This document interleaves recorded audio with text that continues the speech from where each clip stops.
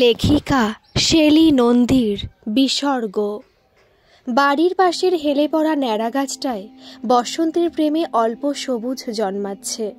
ওর পাশের মস্ত ফাঁকা জায়গাটাতেই তৈরি হচ্ছে জাদ্রেল ইমারত।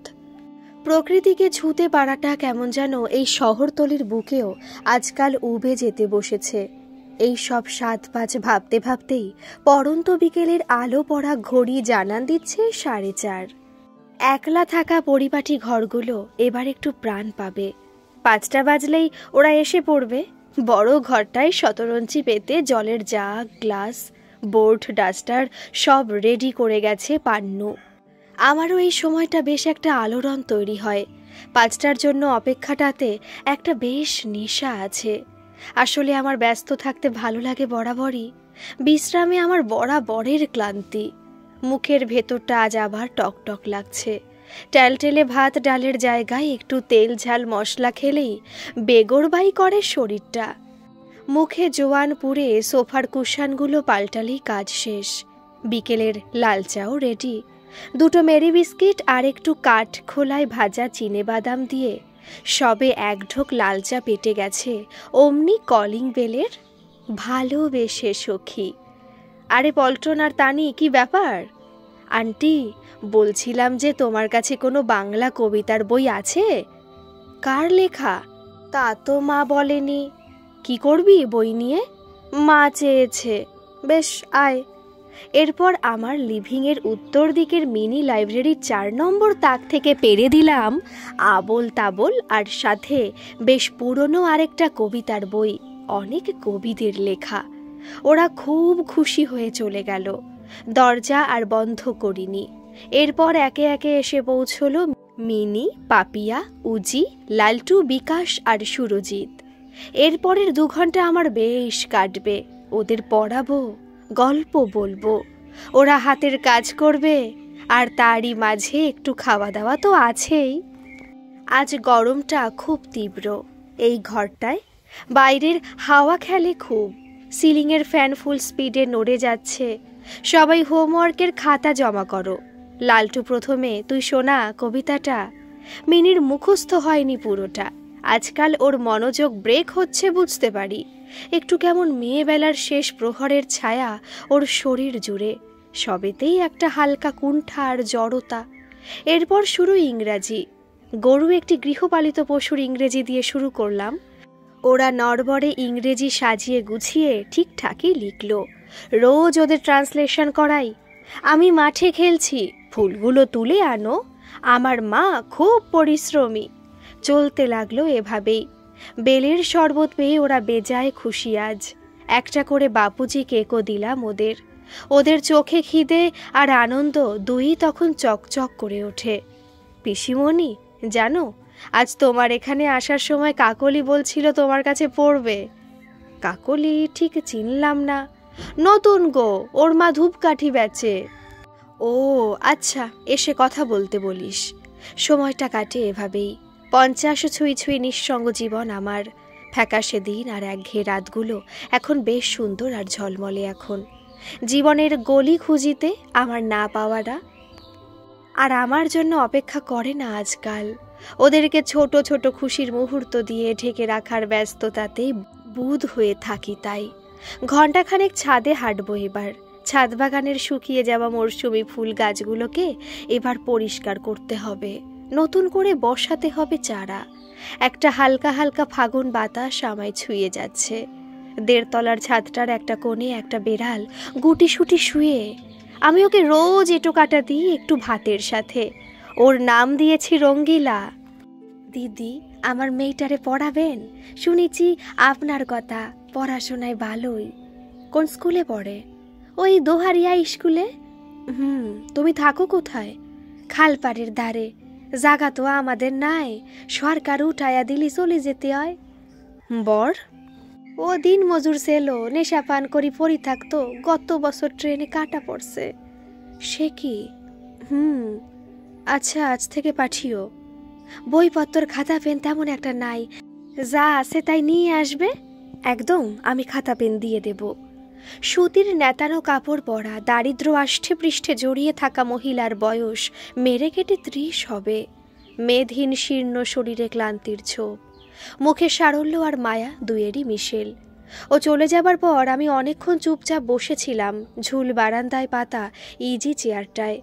এখানে সকালে বসে চা খাওয়া আর সবুজে চোখ ডোবানো দুই আমার নেশা। ভোরের আলো আর হালকা বাতাসের আদর পেতে এই বারান্দার জুড়ি নেই, সঙ্গের উপরই হলো সবুজ। দূরে একটা খেলার মাঠে রোজ ক্রিকেট প্র্যাকটিস করে ছেলের দল।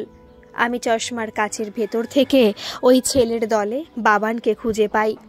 ওই তো ওই ছেলেটা ব্যাট হাতে ছুটছে। ঠাউর করতে পারি না ওর বয়স, বুঝতেও পারি না ওর উচ্চতা, ওর রং। শুধু উপলব্ধির শির দাঁড়াবে মন বলে বাবানই তো। বাবানের এখনকার উপস্থিতিটা তো আমার কল্পনায় আঁকা। 20 বছরের একটা ছেলে যেমন হয় তেমন করেই ওকে আঁকি।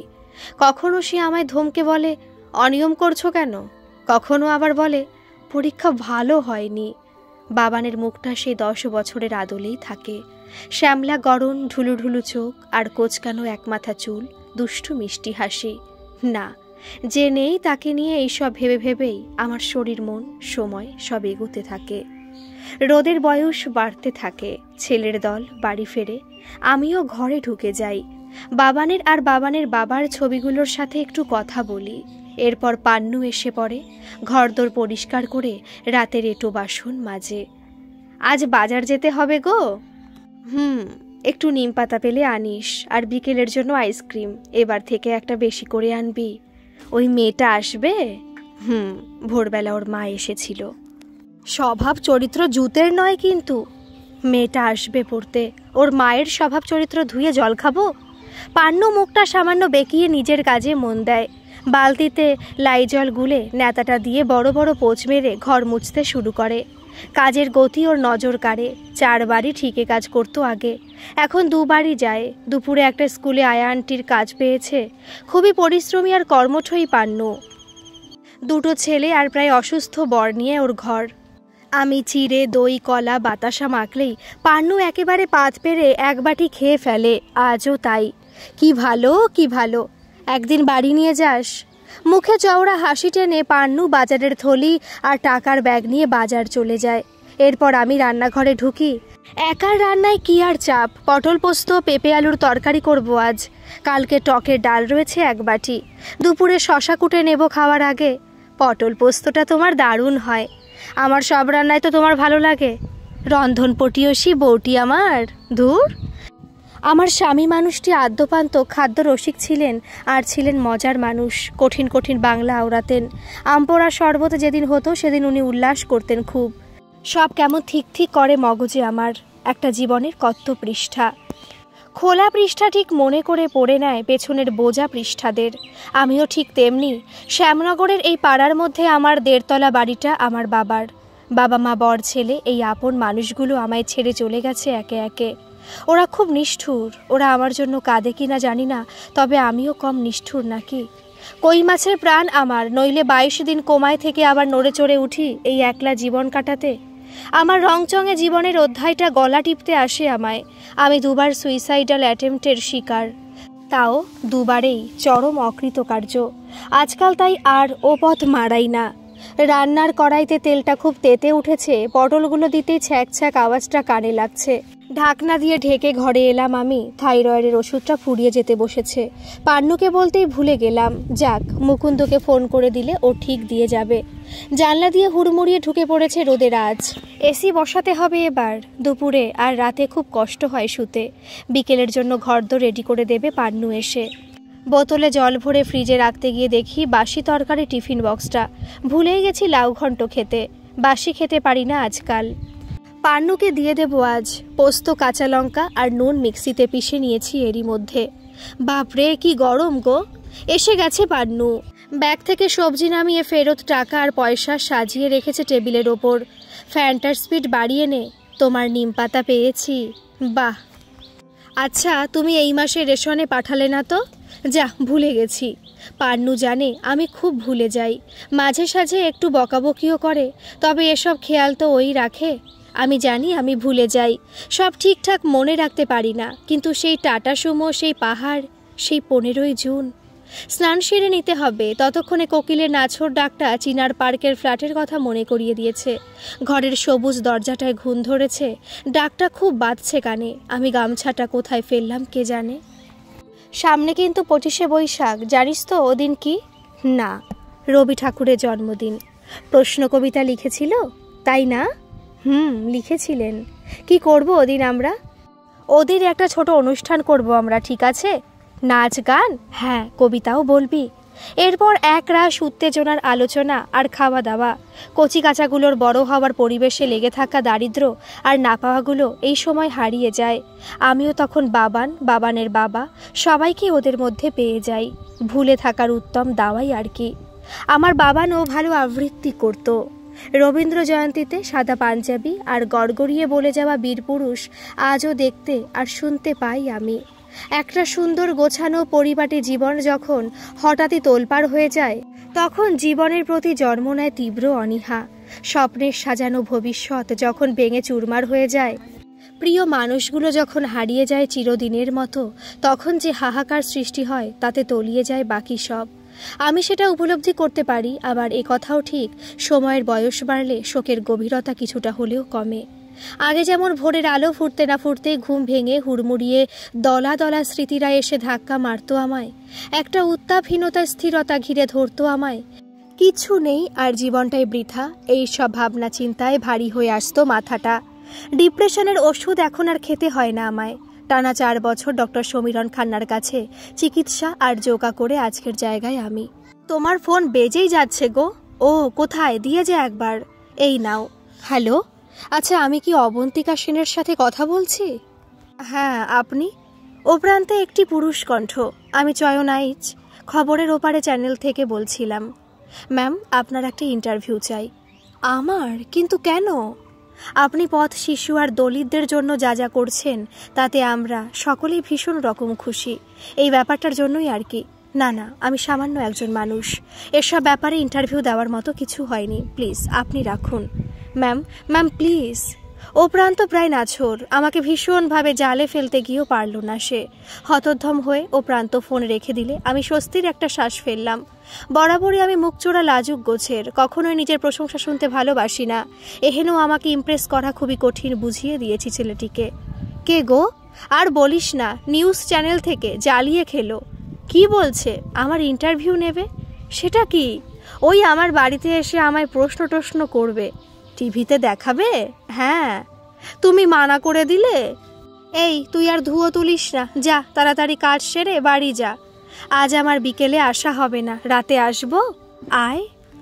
ঘরে যা গরম গো, টিনের চাল ফেটে রোদের তেজ গো। টেবিল ফ্যান কিনে নে একটা, সে অনেক দাম গো। একটা ব্যবহার করা ফ্যান দিয়েছিল বেনুর মা, 1 মাসও টিকলো না। আচ্ছা, আমার থেকে টাকা নিয়ে কিনে নিস। আমার এমন কথা শোনার পর আহ্লাদে গদগদ হয়ে পড়ে পান্নু। আমার খাতির যত্নে আরও যত্ন এসে জমা হতে থাকে।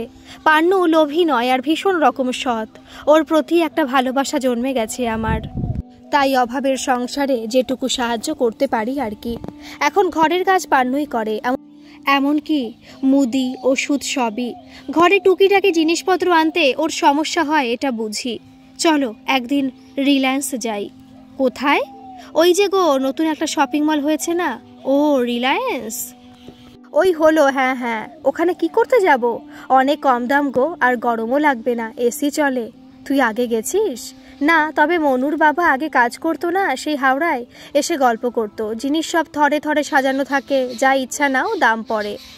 সত্যি এক যুগ হয়ে গেছে শপিং মল যাই না। বাবান ডমিনোজের পিৎজা খেতে ভালোবাসতো খুব। আমরা ছুটির দিনে শপিং মল যেতাম, কেনাকাটা সেরে ডমিনোস। বাবান খুব খুশি হতো। কি গো, যাবে? কাছেই তো, টোটোতে 5 মিনিট। একটু অস্বস্তি হয় এমন আবদারে। বাবান এসে জড়িয়ে ধরে, মনে হয় এটা ঠিক নয়। আবার পরক্ষণে বাবান যেন গলা জড়িয়ে বলে, মা যাও না, কেন এমন আছো, হাসো হাসো। আমার হাতে ছাতুর শরবত ছিল, ঢকঢক করে খেয়ে ফেললাম সবটা। সকালে হাঁটতে গিয়ে আজ মাথাটা একটু টলকেছে। প্রেশারটা চেক করা হয়নি বেশ কিছুদিন। ছাদের বাগানে বেলির চারাগুলো নিচে নামিয়ে রেখে যাস পান্নু। আচ্ছা। পান্নু চলে গেছে। এরপর আমার একলা দুপুর গড়িয়ে ক্লান্ত বিকেল আসে। আমি আমার মতো থাকি। বসন্তের মোড়ে আসা রোদে ভারী হয়ে আসা দিনগুলো স্নান করে লেবু ফুলের গন্ধে। কত শত স্মৃতিরা আলগা আলগা হয়ে এসে জাপটে ধরে আমায়। আমার শ্বশুরবাড়ির সঙ্গে আমার সম্পর্ক আর নেই। আমি অপয়া, পুরো সংসারটা খেয়ে ফেলেছি রাক্ষসীর মতো। তারপরেও বহাল তবিয়তে বেঁচে আছি। তাদের কথা কানে আসে। আমার পাশে থাকার পরিবর্তে তারা সবসময় আমায় কটাক্ষ করে গেছে, আজও করে। আমার শাশুড়ি মা এখনও আছেন। শুনেছি তিনি আমার নাম শুনতেও ঘৃণা বোধ করেন। আমি ফোনে কথা বলার বৃথা চেষ্টা করেছি, কিন্তু এখন আর করি না। ছাদে অন্ধকার নেমে এসেছে। আমি অল্প অল্প হাওয়ায় বসে আছি ঝিম হয়ে। আমার সামনে আমার শাশুড়ি মা। আমি চিৎকার করে বলছি, তোমার ছেলে আমার বর ছিল, তোমার একমাত্র নাতিও আমার একমাত্র ছেলে ছিল। চিৎকার আর অন্ধকার মিলেমিশে এক হয়ে যাচ্ছে আমার স্নায়ুপথে। ইস, রান্নাঘরে চুনো আরশোলা তো বেড়েই চলেছে গো। আর বলিস না, রাতে হিট দিচ্ছি, সকালে কয়েকটা মরছে বটে, কিন্তু তাতে বাড়ছে বই কমছে না। রান্নাঘরটা ঝেড়ে দেবো একদিন, দিস। আজকাল আমার এই খুঁটিনাটি সাংসারিক বিষয়গুলোতে তেমন কোনো চোখ টানে না, বরং একটা নিষ্পৃহ ভাবের প্রলেপ পড়ে আছে, সেটা টের পাই। চিমনিটা তো পারবো না। একটা ছেলে করে দিয়েছিল গেল বারে, নাম্বারটা আছে কিনা কে জানে। দেখো আছে কিনা, নইলে রীতা বৌদির কমপ্লেক্সে যে ছেলেটা করে ওকে বলে দেব। আমি দুদিন ধরে মোবাইল, ডায়েরি, ক্যালেন্ডারের সাদা জায়গা এবং অন্যান্য কিছু জায়গায় তল্লাশি চালিয়েও কোনো হদিশ পেলাম না সেই ছেলেটার। অগত্যা পান্নু এগিয়ে এলো তৎপরতার সাথে। এই যে এই ছেলে, এদিকে রান্নাঘর। ছেলেটির বয়স বড়জোর 20-22, তারুণ্যের সরল ছোপটুকু নিয়ে বেশি লম্বা লিকলিকে, একটা কুণ্ঠার জড়তার মাখামাখি গলা। কত নেবে? দেবেন 400। আর সব তুমিই এনেছো? একটু সার্ফ আর সুতির ন্যাকড়া দিলেই হবে, আর একটু গরম জল, ওই 1 বালতি মতন। এরপর পাক্কা 1 ঘন্টায় কি নিপুণতার সাথে চিমনি পরিষ্কার করলো ছেলেটা। আমি মাঝে মাঝে ওকে দেখছিলাম, কখনো ওর একাগ্রতায়, কখনো ওর শ্যামলা রঙে, কখনো ওর কুকচে তাকানো দৃষ্টিতে বাবানকে পাচ্ছিলাম। ছেলেবেলায় বাবান একটা পুরনো আধভাঙা অ্যালুমিনিয়ামের বাক্স মাথায় নিয়ে ঘুরে ঘুরে এমন বিক্রি করতো আর বলতো, সারাই সারাই সারাই। বাবানের গন্ধ মেখে এইভাবেই আবার সম্বিত ফিরল ছেলেটার ডাকে। দেখেন একবার, ঠিক আছে? তোমার নাম কি? সনাতন। কোথায় থাকো? পাশের পাড়ায়, নতুন এসেছি, পূর্বস্থলীতে বাড়ি। বাবা মারা গেছে 2 বছর হলো, তাই মা আর আমি মামা বাড়িতেই থাকি। মা ওই কমপ্লেক্সে কাজ করে। বাহ, খুব ভালো। মা দুপুরে একটা কারখানায় ঘন্টা হিসেবে কাজে যায়, আমিও সাফ সাফাইয়ের কাজ করি ওই কমপ্লেক্সে। আচ্ছা দাঁড়াও, টাকা নিয়ে আসছি। পান্নু, ওকে কিছু খেতে দিস। 1 বাটি পায়েস আর জল নিয়ে আসে পান্নু। পরম তৃপ্তিতে চেটেপুটে শেষ করে 1 বাটি পায়েস। বাবানও পায়েস খেতে ভালোবাসত, গুড়ের হলে তো কথাই নেই। খুব ভালো খেলাম। ওর মুখে তখন বেলা পড়ে আসার হালকা অন্ধকার এসে পড়েছে, তবুও অপরিচিত সনাতনের মুখের তৃপ্তি আর হাসিতে তৈরি হওয়া আলোটা খুব উজ্জ্বল। আমার মন ভরে উঠছিল ওই আলোটুকুতে। দুপুরে খেয়েছো কি? আজ তরকারি টকে গেছিল, ভাতও কেমন ভেজা ভেজা, তাই ফেলে দিয়েছিলাম। আলু ভাজা আর পাউরুটি খেয়েছিলাম। আহারে, সকালে রান্না বলে? হ্যাঁ, মা তো ভোরে রান্না করে। এই সনাতন, শোনো একটা কথা, যেদিন এমন হবে আমার বাড়ি আসবে খেতে। লজ্জা নয়, আমার জন্য রান্না 2 বেলারই হয়, ঠিক আছে? আচ্ছা। একটা 500 টাকার নোট দিলাম সনাতনকে। ও 100 টাকা ফেরত দিতেই আবার ওর হাতে ফেরত দিলাম জোর করে। মায়ের জন্য কিছু কিনে নিয়ে যেও। আচ্ছা। সনাতন চলে গেছে। ওর মোবাইল নং নিনি, মোবাইল আছে কিনা তাও অবশ্য জানি না, একবারও সেই বস্তুটাকে দেখিনি ওর হাতে। পান্নুও চলে গেছে। আমি একা একা শুয়ে আছি বিছানায়। আজ ছুটির দিন, তাই বাচ্চারাও কেউ আসেনি। জানলাটা খোলা, সন্ধ্যের আলো আর ঘাম শোকানো বাতাস এসে জুটছে ঘরটায়। একটা মিষ্টি গন্ধ ধূপের নাকে আসছে। মুন্সী প্রেমচাঁদ সমগ্রর 112 পাতা অবধি পড়ে চোখটা বুঝেছি একটু, একটানা পড়তে পারি না আজকাল। দক্ষিণের বড় জানলার পর্দাগুলো নতুন লাগিয়েছি, ফিনফিনে সাদায় গোলাপি আঁচড়। হাওয়ার সাথে লুকোচুরি খেলতে খেলতে পর্দাগুলো প্রেম বুনছে। পূর্ণিমার চাঁদ যুবতী মেয়ের মতো ভরন্ত উচ্ছল। জ্যোৎস্নার চাদরে আকাশে রংখানা শুয়ে শুয়ে দেখছিলাম 12 কয়েক।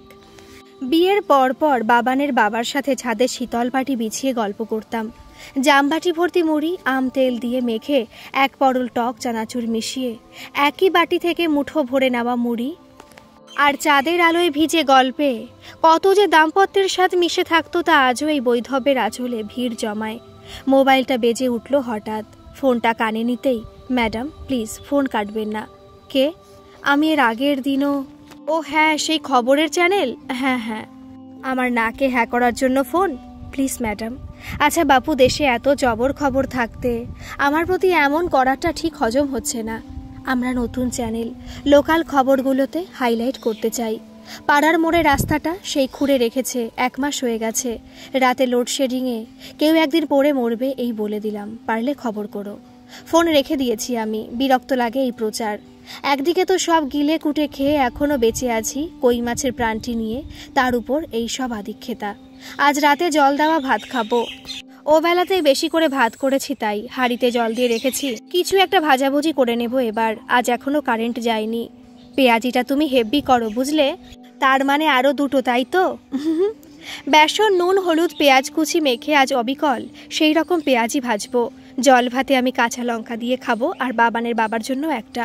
কারেন্ট গেছে এইমাত্র, জেনারেটরের লাইনটা দিতে আজকাল দেরি করে ছেলেটা, ভাগ্যিস আজও দেরি করলো।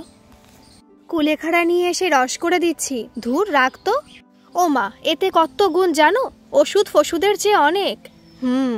খাওয়া দাওয়া ঠিক করে করো, আমি বেরোই, ও বেলা 1/2 ঘন্টা দেরি হবে। কেন রে? আজ বাড়িতে এক ভাইপো আসবে বসিরহাট থেকে। ও আচ্ছা। রোজকার মতো আজও আমি অল্প বিস্তর যোগা করেছি, কিন্তু শরীরটা যে দুর্বল তা টের পেয়েছি।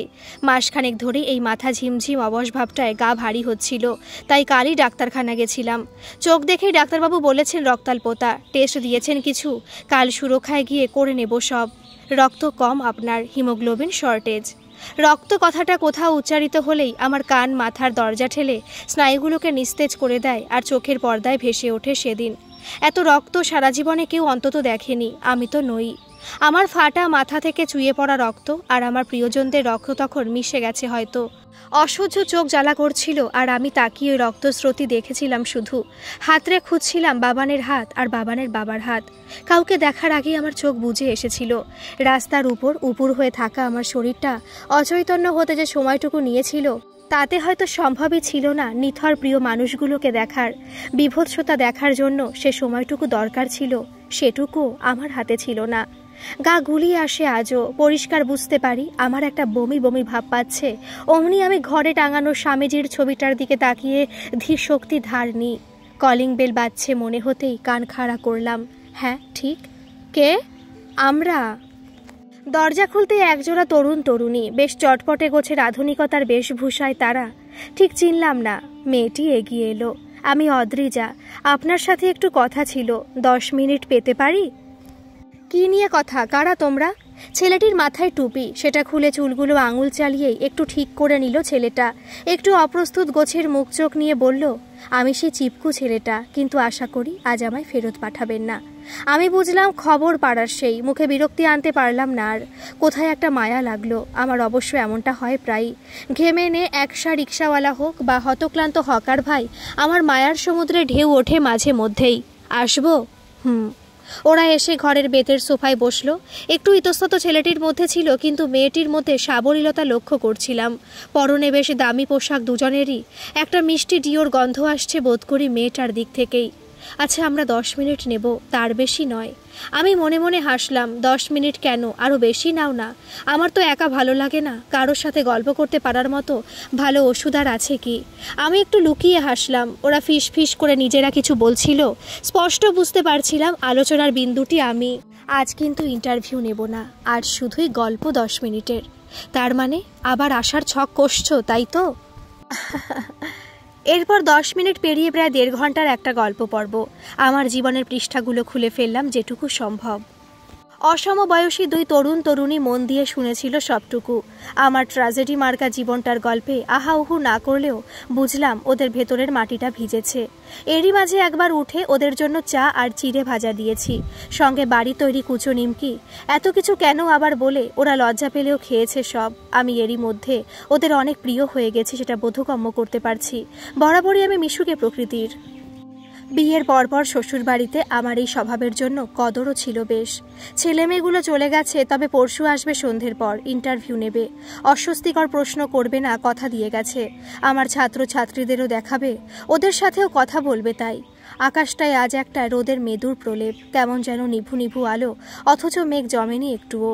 আসমানে নীলে আবছা ধূসর কাটাকুটি দাগের আকাশখানা। আজ আলমারি খুলতে গিয়ে ওর একটা হাতল ভেঙে গেল। আলমারিটার সাথে একগোছা স্মৃতি জড়িয়ে আছে। বাবানের বাবা এক বিবাহ বার্ষিকীতে সারপ্রাইজ গিফট দিয়েছিল এটা। আমি উল্টোপাল্টা খরচ বলে ছদ্ম রাগ দেখালেও মনে মনে গলে গেছিলাম একদম। এক বুক স্বপ্নেরা যখন সবে এক পথ ধরে হাঁটতে শিখল, শেষ হয়ে গেল সব। বাবানের জন্য জমানো হায়ার স্টাডিজের টাকাটা 2 বছর আগে মিশনারিজ অব চ্যারিটিতে দিয়ে দিয়েছি। মন্দির, পুজো এসবে একটা বিতৃষ্ণা জন্মেছে কেন জানি না। গরমের দরাজ বিকেলের শেষ আলোয় তবু আজ দেখলাম নীল ষষ্ঠীর ব্রত করা সব মায়েরা জল দিতে যাচ্ছে পাড়ার শিব মন্দিরে। আজ মনেই ছিল না আমার, এক পেট খেয়েও ফেলেছি, নইলে বাবানের মঙ্গল কামনায়। কয়েকটা দিনের ব্যাপার তো, আমি ঠিক চালিয়ে নেব। বসিরহাট থেকে নৈহাটি হয়ে একবারে আসবো। যা যা, জমি জমার ব্যাপার স্যাপার দেরি করিস না, টাকা নিয়ে যাস কিছু। তোমার ডাক্তার, সে 1 সপ্তাহ পরে দেখাবো, এত তাড়া নেই। তুই বরং মশলার কৌটোগুলো ধুয়ে রাখিস। মাসে একবার করে পান্নু রান্নাঘরের একেবারে পোশাকই বদলে দেয়। কৌটো কুটি থেকে শুরু করে তাক, গ্যাসের পাইপ সব ধুয়ে মুছে একেবারে ঝকঝকে করে দেয়। আমি একটু চোখ বুলিয়ে নিই। আগে আমি এইসব পরিপাটি ব্যাপারটা লালন পালন করতাম, এখন অগোছালো থাকতেই ভালো লাগে। আসলে জীবন দাবার গুটিগুলো এলোমেলো হয়ে গেলে আর সাজাতে ইচ্ছে করে না। আসলে সাজানোর জন্য জীবনের সাজটাও খুব দরকার। পান্নু নেই তাই কাজকর্ম একটু বেশি, রান্নায় ঝামেলা তেমন নেই এই বাছোয়া। দুপুর 2টো বাজলেই আমি খেয়ে নিই। আজ করেছি উচ্ছে ভাজা, লাউ ঘন্ট আর পাবদা মাছ। কালকের ডাল আর খেলাম না। খেয়ে দিয়ে বড় ঘরে এসে ফ্যান চালালেই আমার চোখ জোড়া কেমন ভারী হয়ে যায়। নিদ্রা আর তন্দ্রার মাঝপথে আটকে থাকি আমি। কেমন একটা নেশা নেশা ঘোরে বুঁদ হয়ে যাই। ভেজা চুল ফ্যানের হাওয়ায় শুকোতে দিতেই আমার কোকড়া চুলের আলপথে বিলি কেটে যায় আমার ফেলে আসারা। ছ্যাদলা ধরা কলপাড় আর বুড়োটে আম গাছের মাঝখান দিয়ে সরু রাস্তা পেরোলেই পুকুর পাড়। খসা পাতা আর ঘাসের গালিচা পাতা জমি পেরিয়ে ভুলি, রমা, শতা আর আমার রোদ ধোয়া বিকেলের চু কিতকিত ছোঁয়াছুঁই। সন্ধে নামলে একমাথা তেলো চুলের ওপর মশার ঝাঁক নিয়ে বাড়ি ফেরা। জল দেওয়া ভাত, মায়ের হাতের বেসনের বড়া, লোডশেডিংয়ের হাত পাখা আর আরশোলার ভয় নিয়ে কেটে যাওয়া শৈশব। এরপর ক্লাস 7-এর সময় গ্রামের সবুজ ফেলে চলে আসা মফস্বল। দোতলা বাড়ির নিচে 2টো ঘরে ভাড়াটে জীবন, বাবার নতুন চাকরি আর আমার নতুন স্কুল, সব কেমন ভেসে ভেসে উঠছে। আমি নিজেকে স্পষ্ট দেখতে পাচ্ছি ওই সব ছবিগুলোতে। দোমড়ানো মোচড়ানো জীবনটায় খাবি খাচ্ছে ওই সুন্দর মুহূর্তরা। আমি কখনো ভাসছি, কখনো সাঁতরাচ্ছি, আবার কখনো ডুবছি। গভীরে পা চুবিয়ে বসে আছি। বিকেল 5টা প্রায়। গা হাত পা ভীষণ ম্যাচ ম্যাচ করছে আমার। এখনই এসে পড়বে বাচ্চারা। বাইরের মোটা পাতার ঘন সবুজের আবার গাছটা কেমন আবছা লাগছে। এই এক সমস্যা আমার, একা হলেই উপসর্গরা পাখা মেলে কাছে আসে। চোখের পাওয়ার লম্বা হতে চাইছে হয়তো, প্রায়ই কপাল আর চোখ ব্যথা করে। এই চশমা পরিস না, ভালো লাগে না তোকে। চশমা কি ভালো লাগার জন্য পড়েছি? কার্বন ফ্রেম কিনলি কেন? রিমলেস পরলে ইন্টেলেকচুয়াল লাগে। বাবা, ঋতুপর্ণ ঘোষ ভর করেছে নাকি? রেনকোট দেখবি? না। বুঝতাম অর্ক আমায় পছন্দ করে। আমি ওকে বন্ধুর মতোই দেখতাম। ওর সান্নিধ্যে বিশেষ কিছু ফিল করতাম না। পরে জেনেছিলাম ও দুর্বলতার কথা। আমার সবল মনে যদিও কেউ কখনো প্রবেশ করেনি।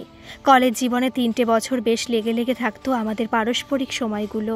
মহুয়া, টিয়া, পার্থ, দেবারতী, অমর্ত, কত সব বন্ধুমুখ। কোথায় এখন ওরা? আজ কি পড়াবে? আমি হারিয়ে গেছিলাম বুঝতে পেরেই একটা হাসির প্রলেপ মেখে শুরু করলাম আমার অন্যতম প্রিয় দৈনন্দিন কাজ। সুকুমার রায়ের সৎপাত্র আর ঠিকানা দুটোই হয়েছে মুখস্থ? না। কেন? কদিন পড়তে বসিনি। সে কি, মায়ের জ্বর তো, কদিন আসেনি তাই। ঠিক আছে, খাতায় প্রথম 4 লাইন কবির নাম সহ লিখে ফেলবি পড়ে নিয়ে। ব্যান্ডেজ বাঁধা বুড়ো আঙুল দেখাতেই, ওমা কি করে হলো? বস দাদুর বাড়ি কাজ করতে গিয়ে। তুই কাজ করেছিস?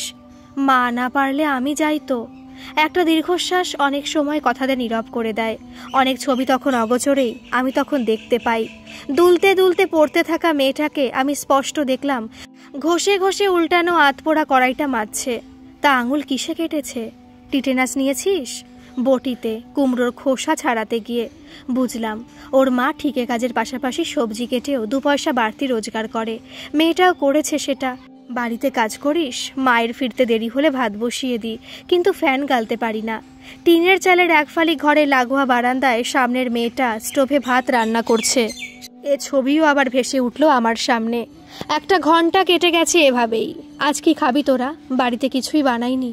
চুপ থাকে ওরা। আমি বুঝি স্কুলের মিড ডে মিলের মতো আমার এখানকার সন্ধ্যার টুকটা খাওয়াটুকু ওদের দারুণ পেট ভরায়। মুড়ি চপ খাবি? হ্যাঁ হ্যাঁ, ওদের সমস্যার বুঝিয়ে দিল ওদের ইচ্ছে। আমি বাইরে তেলে ভাজা খাই না সচরাচর, কিন্তু আজ খেতে ইচ্ছে করলো।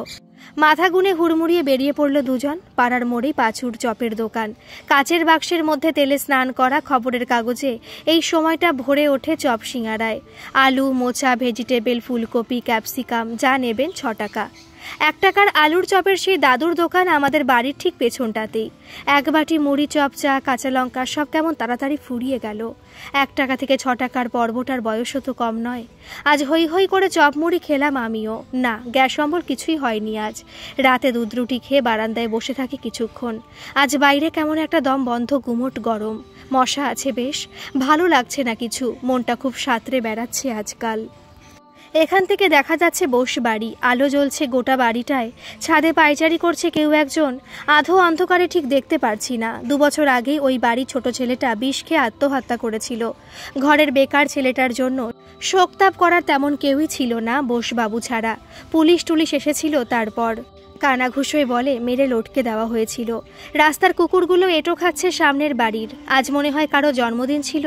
রসুন পেঁয়াজের গন্ধ আসছিল সন্ধেতে, হ্যাপি বার্থডের আওয়াজও পাওয়া যাচ্ছিল। বাবানের জন্মদিন সামনের মাসেই। কেক কাটার সময় বাবান মোমবাতি ফু দিয়ে নেভাতে পারতো না, পেছন থেকে আমি দিয়ে দিতাম। জন্মদিনের দিন দুপুরবেলা বাবানের সামনে সাজিয়ে দিতাম ওর প্রিয় রান্নাগুলো। ছানার রসা, চিংড়ির মালাইকারি আর ঘন মুগের ডাল ওর খুব প্রিয় ছিল। ধান দুব্ব উলু। বাবানের হাসি হাসি মুখ স্পষ্ট দেখছি আমি। বেঁচে থাকো বাবা, মস্ত বড় হও। কি ভীষণ মিথ্যে বলেছি প্রত্যেকটা বছর। মাথার ওপর উপুর হয়ে আছে নীলচে আকাশ। চাঁদের জ্যোৎস্নায় আজ হালকা মৃদু স্নিগ্ধতা যেন চুইয়ে পড়ছে আকাশের গা বেয়ে। সবুজে গাছগুলো কালচে দেখাচ্ছে ছায়া রঙে। 2 লাইন জীবনানন্দ আওড়াতে ইচ্ছে করছে আমার। আজকাল ভুলে যাওয়া রোগটা বড্ড জাঁকিয়ে বসেছে। আগে কত কবিতা মুখস্থ থাকতো, এখন মাথা খুঁড়লেও 1-2 শব্দ উকি মেরে বেমালুম পালিয়ে যায়। গল্পের বই পড়ে বুঁদ হয়ে থাকতে অবশ্য বেশ লাগে। মন্দাক্রান্তা সেনের উপন্যাস পড়ছি এখন, বেশ লাগছে দলছুট। রাতেই শেষ করে ফেলবো বাকিটা।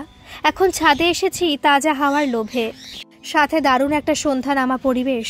চাই ঘটি গরম। ঘুঙুর বাজিয়ে এই সময় রোজ যায় লোকটা। এরপর পাড়ার কয়েকজন হয়তো ডাকবে তাকে। অভ্যস্ত ভঙ্গিতে কাগজের ঠোঙায় ঠেলে দেবে গরমা গরম ভুজিয়া। ওতে মিশে থাকা মশলা আর সর্ষের তেল, পেঁয়াজ কুচি, ধনেপাতা সব মিশিয়ে দারুণ একটা ব্যাপার। পান্নু থাকলে বলতাম নিয়ে আয়, ও পরশু আসবে। একা একা আর ভালো লাগছে না আমার। পাশের বাড়ি দোতলা থেকে জোরে চালানো টিভি থেকে ভেসে আসছে হালফিলের সিরিয়ালের গান। ফাগুন বউ চলছে। পান্নু এই সময় থাকলে টিভি চালিয়ে যেত। আমি টিভি দেখি না মোটে।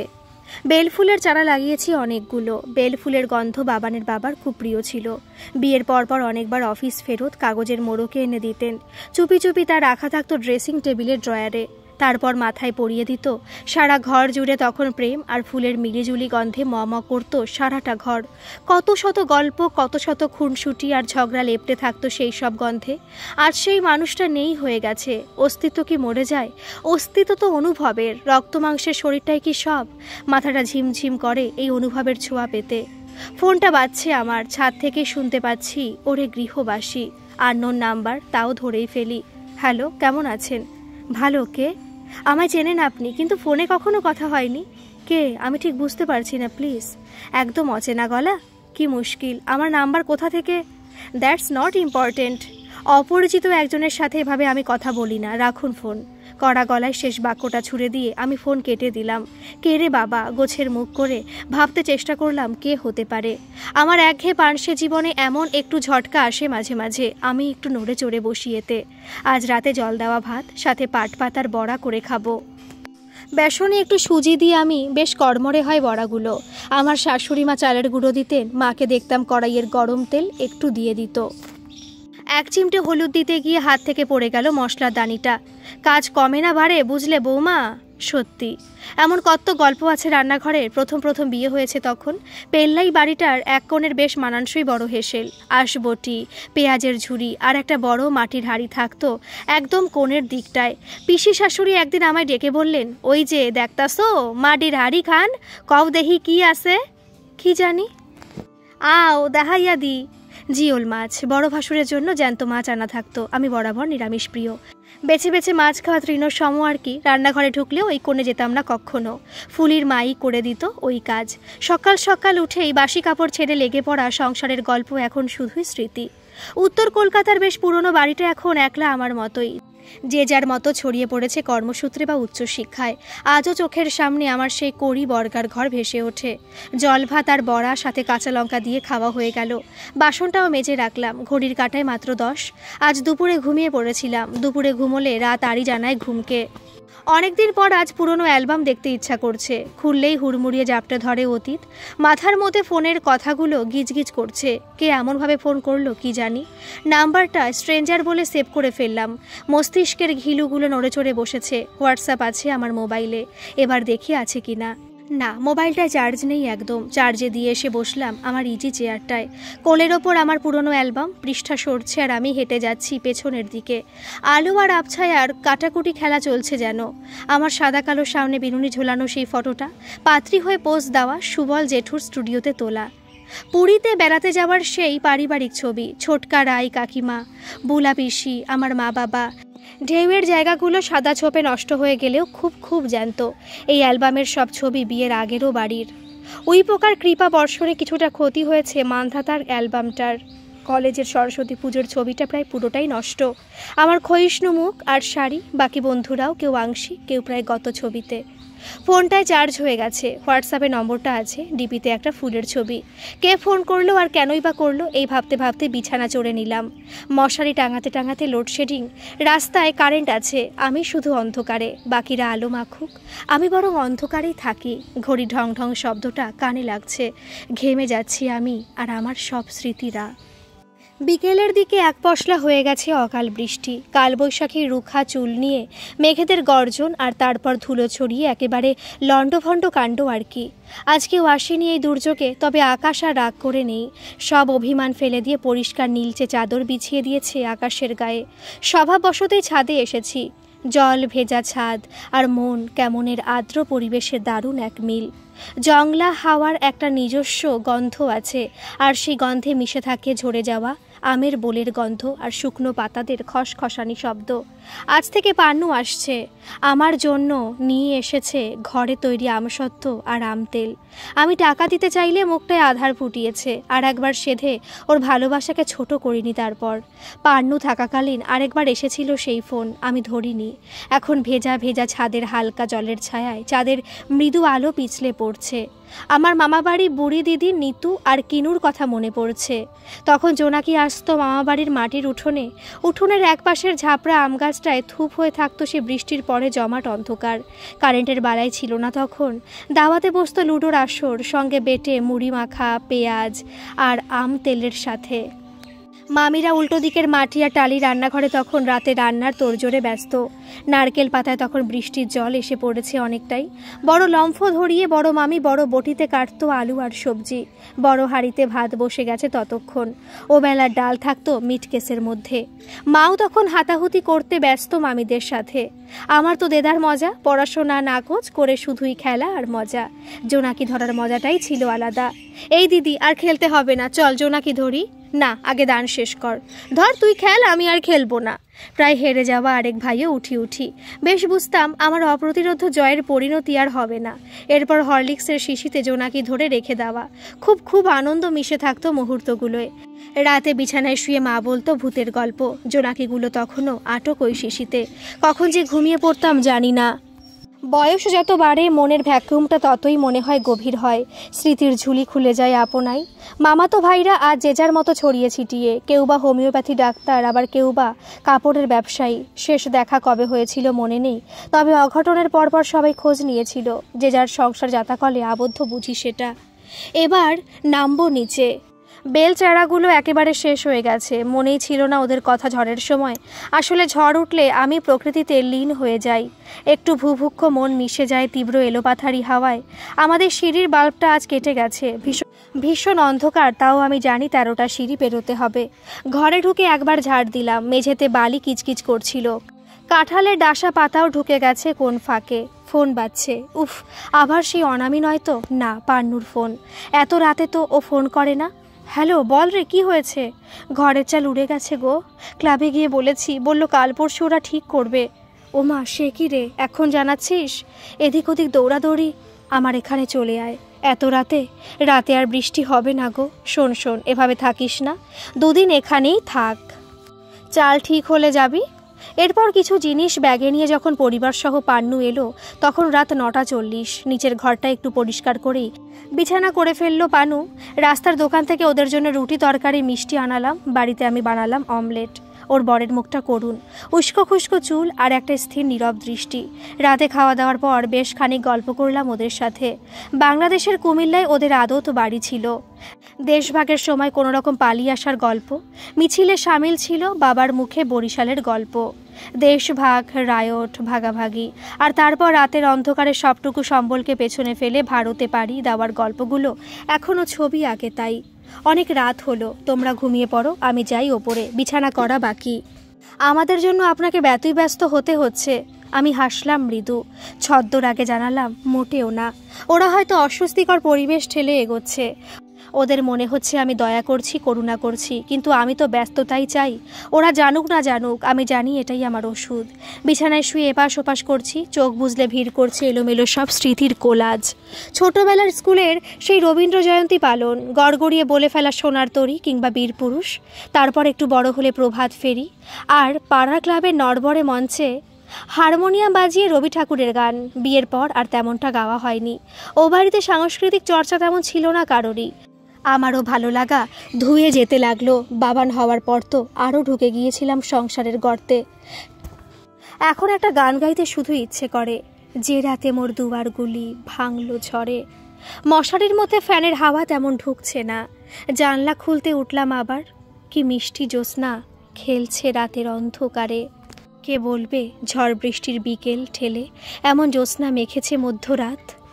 পান্নুরা চলে গেছে, 2 দিন হয়ে গেল। সামনেই ভোট, তাই এই ধরনের সাহায্যের জয়ধ্বজা নিয়ে ক্লাবের ছেলেরা সারিয়ে দিয়েছে পান্নার ভাঙা টিনের চাল। আমার শরীর ভালো আছে, তবে সুগার ধরা পড়েছে। খাদ্য তালিকা থেকে নাকচ হয়েছে অনেক কিছুই। আলু, মাটির নিচের সবজি, চিনি, মিষ্টি সব বাতিল। তাতে আমার কোনো দুঃখ নেই। খাবারের প্রতি লালসা কোনো আমলেই তেমন ছিল না। আর এখন শুধু খাই বেঁচে থাকতে। তবে আজ আমার মেজো মামার কথা খুব মনে পড়ছে, সেই সাথে একগুচ্ছ স্মৃতি। পেল্লাই চেহারার মামাকে আমরা হিড়িম্ব বলে ডাকতাম। মামাও মেঝের উপর চিত হয়ে শুয়ে পাহাড়ের মতো পেট বলা ভালো ভুঁড়িকে ওঠা পড়া করাতো আমাদের দেখিয়ে দেখিয়ে। আমাদের ছেলেবেলার হই হইটুকু লেগে থাকতো ওই দৃশ্যে। মামা কবেই আছি থেকে নেই, এর দেশে চলে গেছে। সুগারের মাত্রাতিরিক্ত আধিক্য কেড়ে নিয়েছিল ডান চোখের দৃষ্টি। মাঝ বয়সী মানুষটা চলে গেল। একটা সময় মামা শুকিয়ে গিয়েছিল। কুকড়ে আসা শরীরটা দেখলে কান্না পেত। কত গল্প বলতো মা মামাকে নিয়ে, শুনতে ভালোবাসতাম আমি। তোদের মামা আমার বিয়েতে যা কাণ্ড ঘটিয়েছিল না। কি মা? বউ ভাতের দিন খেতে বসে একেবারে চমকে দিয়েছিল এ বাড়িতে। মানে 24টা রসগোল্লা, 2 হাঁড়ি লাল দই, সে কি একা? তা নয় তো কি। বাপরে, মামা কি ছোট থেকে এমন মা? তা তো বটেই। মা রুটি করতেন আর একটা গামলা ঢেকে রাখতেন। এমনও হয়েছে ও সব খেয়ে নিয়েছে, আমরা পাইনি। বাপরে, এহেন মানুষটাকে শেষ দেখেছি হাসপাতালের বিছানায়। হিড়িম্বর সেই চেহারাটা গোটানো বেডে একটুখানি। মামা কাছে ডেকে বলেছিল, পড়াশোনা ঠিকমতো করছিস তো? আজ আর নেই সেই সব মানুষগুলো। একটা ব্যাপার আজকাল আমি লক্ষ্য করছি, সেটা হলো আমার চেতন অবচেতন দুটোতেই সেই মানুষগুলো বারবার আসে যারা আর নেই। জীবন্ত মানুষদের কথা ভাবনাতে তেমন একটা আসে না। তাদের সাথে চিন্তার সখ্যতা কম। জগৎটা কেমন ছোট হয়ে আসছে দিন দিন। পান্নু, বিকেলে আসা বাচ্চারা আর গুটি কতক লোকজন নিয়েই কেমন এগিয়ে নিয়ে যাচ্ছি নিজেকে। বাকি সময়টুকু শুধু স্মৃতির ভিড়। কে কিভাবে চলে গেছিল, তাদের সাথে আমার জীবনের কোন কোন মুহূর্তরা একাত্ম ছিল, খালি এসব। সেই অপরিচিত নম্বর থেকে ফোন আসার ব্যাপারটা থেমে গেছে। ওটা একটু ঘোলা করতো টলটলে জীবনটাকে। না, কিছুই হয়নি। পান্নুকে বলায় সে তো হেসেই লুটোপুটি। সে প্রেমের গন্ধ পেয়েছে এই ব্যাপারটায়। ক্যাকটাসে গোলাপের গন্ধের মতোই ব্যাপারটা হলেও ও বেচারা অনেক কিছু ভেবে ফেলেছে খামোখাই। এই জায়গাটা আমিই পান্নুকে দিয়েছি। একলা লিকলিকে জীবনটায় পান্নু শুধু কাজের লোক নয় আমার কাছে। ও আমার দোসর, বন্ধু, শুভাকাঙ্ক্ষীর রোল প্লে করে। তাই ওর কথায় আমার কিছুই কটাক্ষ বা খারাপ লাগে না। এ কি, তুই এত তাড়াতাড়ি? তোমার বাড়ি কাজ সেরে এক জায়গায় যাব। ও কোথায়? প্রতাপনগর। পিস্তুত বোনের ছেলে হয়েছে, যেতে বলেছে। তা আবার আজই ফিরবি? হ্যাঁ হ্যাঁ। কত বয়স বাচ্চার? এই তো গেল মাসেই হয়েছে। অবস্থা কেমন? মোটামুটি গো, বোনের পর টোটো চালায়, বোন মেশিন সেলাই করতো, এখন তো সব বন্ধ। এখান থেকেই যাবি?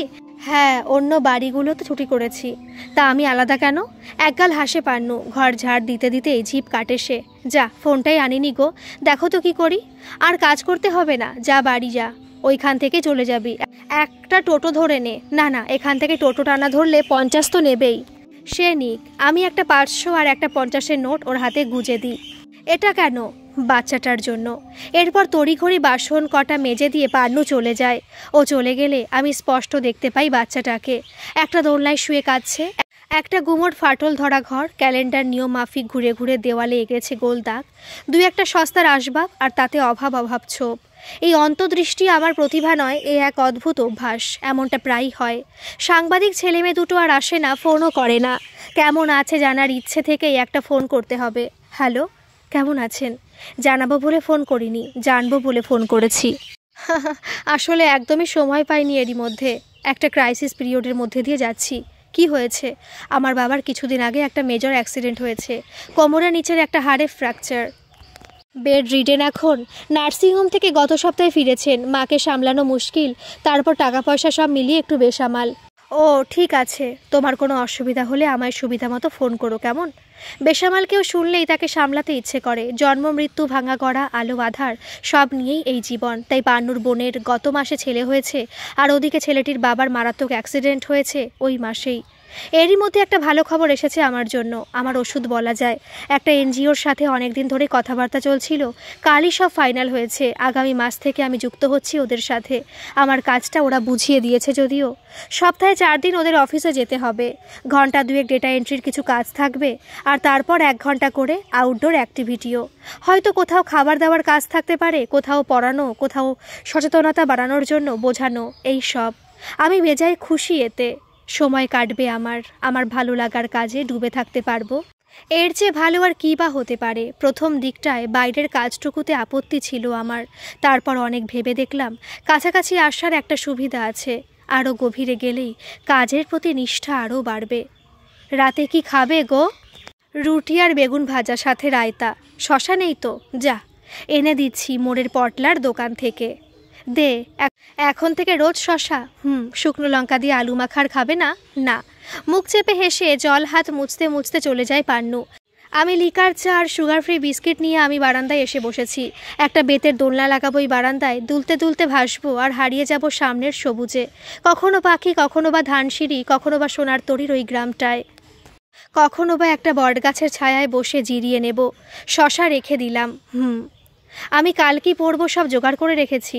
কতদিন ভালো কোনো শাড়ি পরিনি। জুতসই ব্লাউজ আর ম্যাচিং গয়নাগাটি আগে পরতাম, এখন আলু থালু থাকতে থাকতে ভুলেই গেছি সেই সব দিনের কথা। তবু একটা আকাশি ফুলিয়ার তাঁতের শাড়ি আর নেভি ব্লু ব্লাউজ বেছে রেখেছি। কান্না পাচ্ছে খুব। আলমারি খুললে ঝাপসা হয়ে আসে চোখ। প্রত্যেকটা শাড়িতেই তো লেগে আছে ইতিহাস। একটা না একটা মুহূর্ত ঠিক ঝাপটা মেরে যায়। এই শাড়িটা সেই কোনো একবার মহালয়াতে কেনা, বাবানের বাবা এনে দিয়েছিল। আকাশিতে তোমার রং খোলে, বাজে বকো না। ও মা, বাজে বকলাম কোথায়? তোমার সবেতেই আদিক্ষেতা। বন্ধু মহলেও এই নিয়ে অনেক তর্জমা চলতো। অমুক বউকে চোখে হারায়, হেব্বি প্রেম, আরও কত কি। কোথায় গেলে বলো তো সব কিছু দুমড়ে মুচড়ে ছেলেকে নিয়ে একেবারে একলাটি করে? এত ভালোবাসাই বা দিয়েছিলে কেন? জানো না ভালোবাসায় মানুষ লোভী হয়ে যায়। কলিং বেল বাজছে, কেউ এসেছে কি? দরজা খুলতে একটা ছোট ছেলে। কে বাবা তুমি? আমায় মিতুন দিদা পাঠিয়েছে। ও, একটা বাটি দিল ছেলেটা। আজ নারায়ণ পুজো ছিল তাই প্রসাদ পাঠিয়েছে। ছেলেটা চলে গেল, ছায়া ফেলে চলে গেল আমার বাবান। ছায়া তো সব একই, তাই না? আজকের পর্ব এই পর্যন্তই থাক। পরবর্তী অর্থাৎ অন্তিম পর্ব আজ সন্ধ্যে 7:30টায় আমি আপলোড করব। গল্পটি কেমন লাগছে অবশ্যই কমেন্টে জানাবেন। ভালো লাগলে একটা সাবস্ক্রাইব করে আমার পাশে থাকবেন। ধন্যবাদ।